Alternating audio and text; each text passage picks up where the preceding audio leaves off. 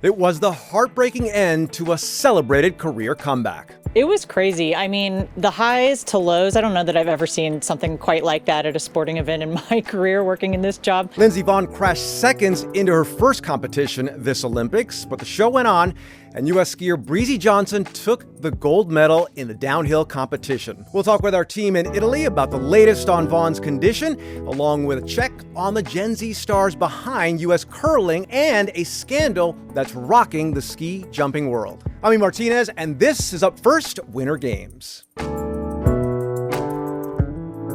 A Martínez. It's Monday, February 9th, and this is Up First Winter Games. Here's a quick look at what you might have missed. In figure skating, Team USA defended its Olympic title in the team event.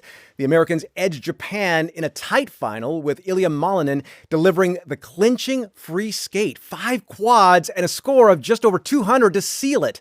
That's back-to-back Olympic gold for Team USA and a statement start for Milan as he heads into individual competition. In women's hockey, Team USA rolled past Finland 5-0, and Captain Hilary Knight is now on the verge of history. Knight scored to tie the U.S. Olympic career goals record with her 14th in what's likely her final games. They face off against Switzerland today. It was a dramatic day on Sunday on the downhill course in Cortina. American Breezy Johnson skied her way to Olympic gold, but the race was also marked by a devastating crash for Lindsey Vonn. Only seconds into what was meant to be a comeback run, Vonn clipped a gate and lost control. Vonn is in stable condition after suffering a fracture in her left leg. The images are difficult to watch and could mark the end for one of the sport's most decorated careers. Now, for more on this, we've got NPR's Becky Sullivan, who's in Cortina and was at the race. Becky, you got to see the whole thing right in front of you. What was the reaction like? It was crazy. I mean, the highs to lows, I don't know that I've ever seen something quite like that at a sporting event in my career working in this job. You know, you mentioned Breezy Johnson just a few racers before, skied this unbelievably thrilling run down the slope. It was clear right away she was going to contend for the medal. She got to go over and sit in the leader's chair. Then just a handful of racers later, up comes Lindsey Vonn. The crowd is super hyped. I mean, this comeback that she has staged has been unbelievably epic. And so the fact that we were all here watching her, everybody, every single eye in that place was focused on the big broadcast screen showing Lindsey Vonn way up, thousands of feet up, really, in the start gate and coming out. And then just for it to end so quickly, 13 seconds in, as you say, she clipped that gate and crashed. And the crash was just so brutal to watch. I mean, she went down so hard. There was no chance of a safe landing with the way that gate turned her body in midair. She landed with her skis perpendicular to the slope and then tumbled down the hill. She couldn't get up, obviously, had to have the medical team come tend to her. And so I'm standing there with all these journalists, all these people in the grandstand, staff, competitors, you know, like people who coaches for other teams. Everybody is watching in like stunned silence as this is happening. Of course, eventually a helicopter came, lifted her up, carried her off to safety. The crowd clapped, gave her a little applause. But obviously everybody is just hoping for the best for her. We got that statement, as you said, from the hospital in Italy that's treating her, where she underwent an operation yesterday to stabilize that fracture in her left leg. We're still waiting for more details on how she's doing. But yeah, as you say, the U.S. ski team said she's in stable condition, and thank goodness. Okay, and you know what? Some might say, okay, it was a failed comeback, but the fact that she actually was able to stand up after her injury and actually try and even do this in the first place, that's a successful comeback as far as most people are concerned. Yeah, and the injury you're referring to, of course, not the one yesterday, but rather this ACL tear. She tore her ACL in her left knee just 10 days ago at another World Cup race in Switzerland, which is crazy. I mean, her comeback had already been incredible this season. She was retired for almost 5 years before she started training again after a knee implant. And this season had been amazing. She was on top of the downhill standings by a lot. She had won a couple World Cup races. She had podiumed in a bunch of others. And she was definitely, before that ACL tear, expected to be a serious contender for the gold medal in this race yesterday. The ACL tear obviously decreased those chances. She acknowledged that herself. But she had, you know, in consultation with doctors, it determined that it was stable. It wasn't swollen. She wasn't in pain. So why not race? And I think anybody questioning that is crazy. I mean, what kind of professional athlete at the top of their game is going to say, you know what, I sprained my ankle, it might make it really worse if I play in this miss game 7. Nobody's going to say that. And Lindsey Vonn certainly didn't. And so nobody was questioning that yesterday, nobody in skiing at least. But sometimes this is how things work out in downhill skiing, which is just a very dangerous and brutal sport. I'll admit, Becky, I was questioning it because I can't believe that she actually was able to even try this. But she posted a video on Instagram where she's putting all kinds of pressure on her knee and making jumps and doing all kinds. So I thought, well, she must be superhuman then. And I started to believe. So it was an incredible comeback nonetheless, regardless of how it worked out. Yeah, I mean, you believed, we all did. I mean, that's why everybody in the stands on the race course yesterday was watching. That's why everybody was tuned in around the world to watch. I think we all believed that she could do it. We all wanted to see her do it. And unfortunately, it didn't end that way for her. Now, the gold still stayed with the U.S. because Breezy Johnson won in the downhill. Tell us about Breezy Johnson's run. And she has probably one of the best names so far in the Olympics. Yeah, I mean, she was amazing yesterday. Downhill, this is like, as we said, I mean, it's incredibly dangerous because this course is almost 3,000 feet vertical drop from start to finish. Breezy Johnson reached a top speed of 80 miles an hour, which is insane. And so that's just what downhill racing requires. It requires you to take risks. It requires you to push the limits. You can't contend for a medal unless you do that. And Breezy's run definitely looked like that. You could see the snow flying up from her skis as she sort of went wildly around some of these turns. But all of those risks paid off for her. As soon as she crossed the finish line, she was elated. She knew she had a strong chance at a medal. And really only one other competitor even came close. And she did come close. That was a skier from Germany who finished 0.04 of a second behind Breezy to win that silver medal.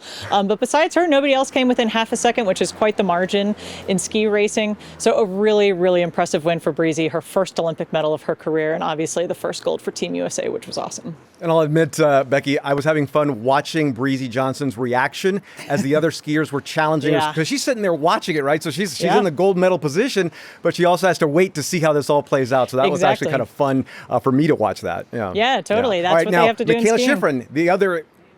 Yeah, absolutely. Now, Mikaela Shiffrin, the other big name, actually the other big name of many names for Team USA. Tell us about what she is going to try for in the Olympics. Yeah, I mean, Mikaela, she is arguably the greatest skier of all time. I'm really not exaggerating there. She has 108 World Cup wins to her name, which is 22 more than her next closest competitor in skiing ever.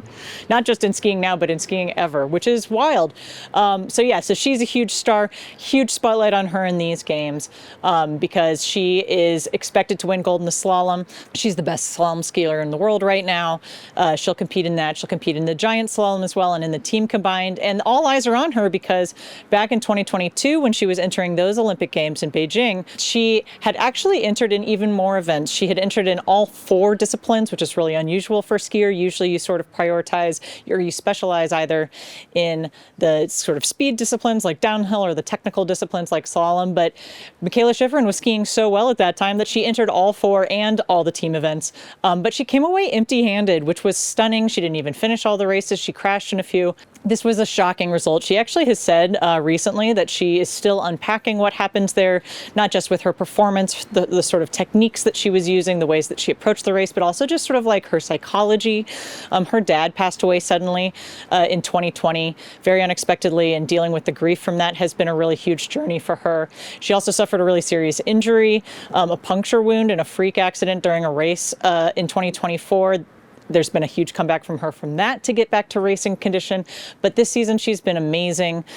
She says she's feeling great coming into these games. She's looking forward to the opportunity to sort of change her narrative with the Olympics and reclaim that, win a couple medals. All right, that's NPR's Becky Sullivan. Becky, thanks. You're welcome. Support for Up First Winter Games comes from NPR sponsor Allianz Travel Insurance.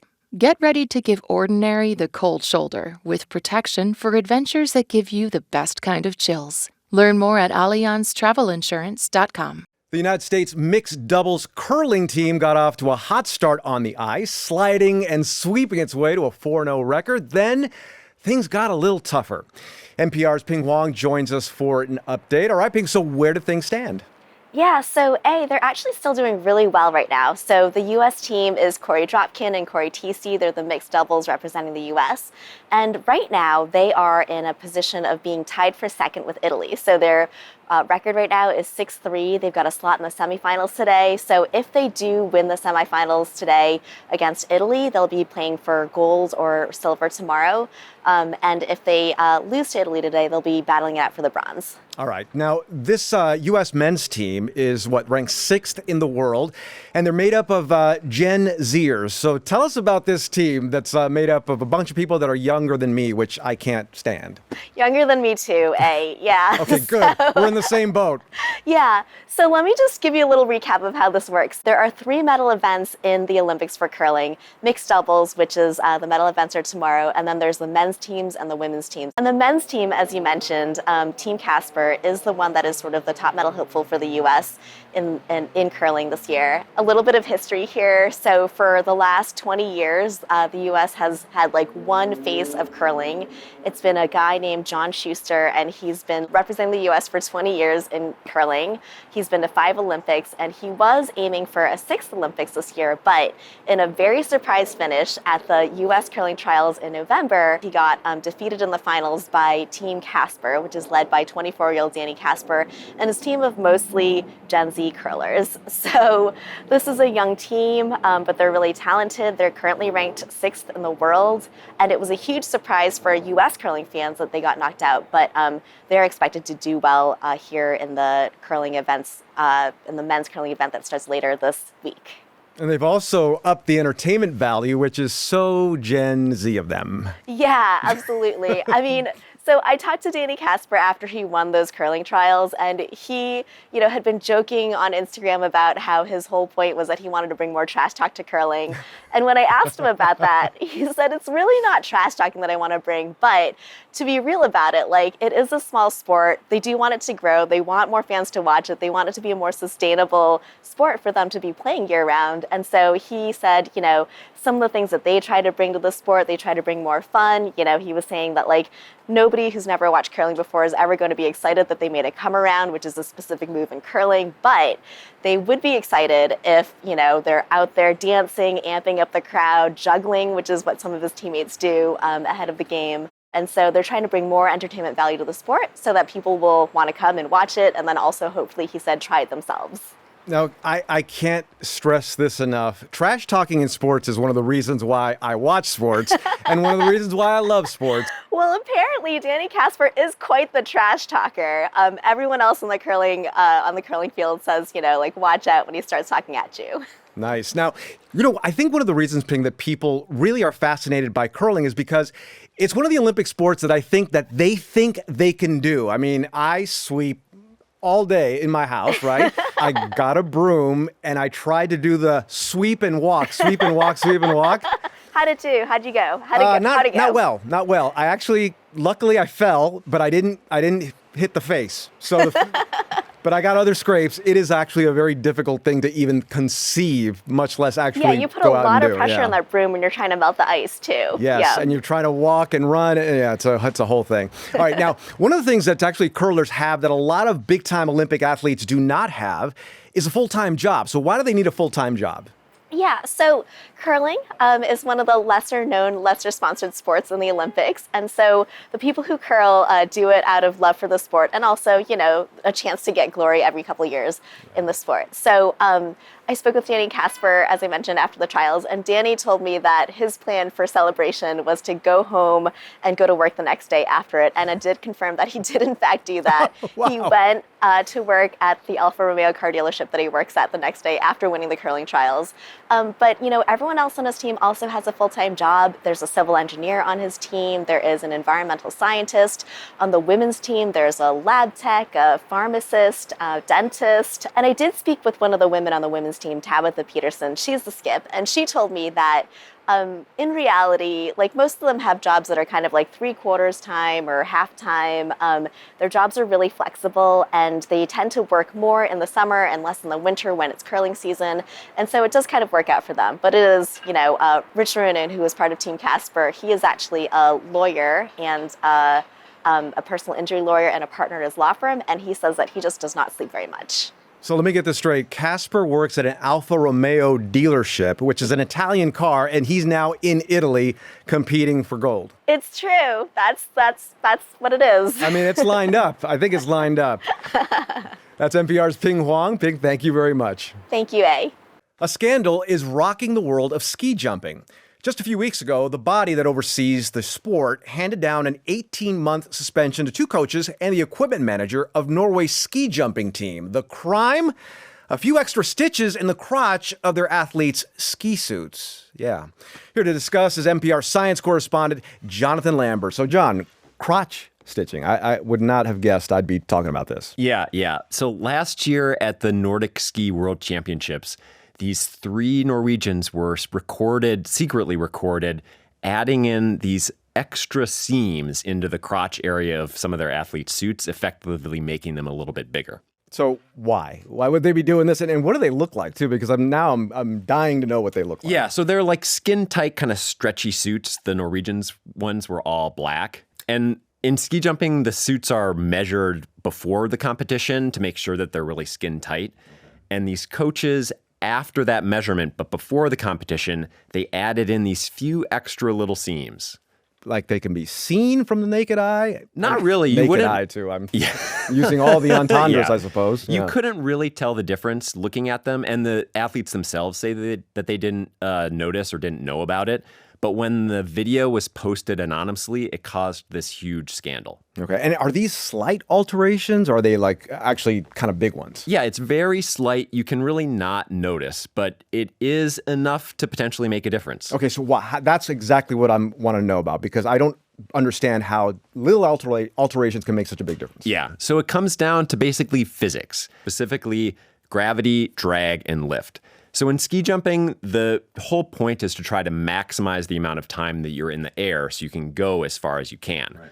That starts when they're going down the ramp. They want to go as fast as they possibly can to launch themselves off. Okay. So they get into this super tight tuck because air, like literally air molecules, are kind of like their enemy. They're pushing them as they go down the ramp. And so they tuck down and try to minimize the amount that they're pushing them to gain as much speed as they're going off the ramp. So all of it, and I guess a lot of other Olympic sports operate in the same way. It's all about minimizing that resistance. Yes, yeah. But once they leave the ramp, air becomes kind of almost like a frenemy. So it's still their enemy. It's still their enemy as they're going forward because it's pushing them. And so that's why they're kind of like splayed out and they try to get almost as horizontal as they can to the ground to minimize that forward air resistance. But the second they leave the ramp, they're also fighting gravity. And in that respect, air is kind of like their friend because it's pushing them up. The air molecules are pushing them up, providing a little bit of lift.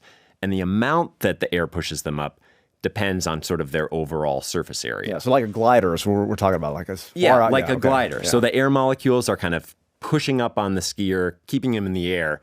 And the more the skier can maximize that surface area, the farther they can go. I'm a little skeptical because it just seems like it doesn't make sense that a little bit more fabric can have that much of a difference. I mean, would it make that much of a difference? I mean, I guess so, but it's hard to comprehend. It is hard to comprehend, but scientists have addressed this question with a bunch of experiments. So they did all these tests in wind tunnels and on actual ski jumps where they tested out like very small alterations in the ski suit, adding like a couple of inches.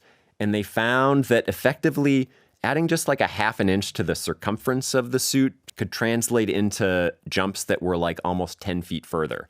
And in the grand scheme of a ski jump, they're going like as far or further than a football field. So it doesn't seem like a ton, but 10 feet could mean the difference between making the podium or going home empty-handed. And so there's a lot of pressure to maximize every inch or foot. Sounds like it is. Are officials taking maybe extra precautions or kind of taking a closer look to make sure that in light of that scandal that this doesn't happen again? They are taking extra steps. So they're doing more intensive kind of 3D measurements of the athletes in their suit beforehand. And they're installing these like little microchips into the suits themselves that can tell officials if they've been tampered with. And so it is kind of a lot for a ski jumping competition, but it's all to make sure that it's the athlete's skill and not their suits that are keeping them up in the air and jumping so far. Imagine having to explain to kids later on why you were disqualified from the Olympics. Yeah. I wouldn't want to have that conversation. Yeah. That's NPR science correspondent Jonathan Lambert. Jonathan, thanks. Thanks. That's Up First Winter Games for Monday, February 9th. I'm A Martínez. We'll see you right back here Tuesday and most days during the Olympic Games. Have a great day.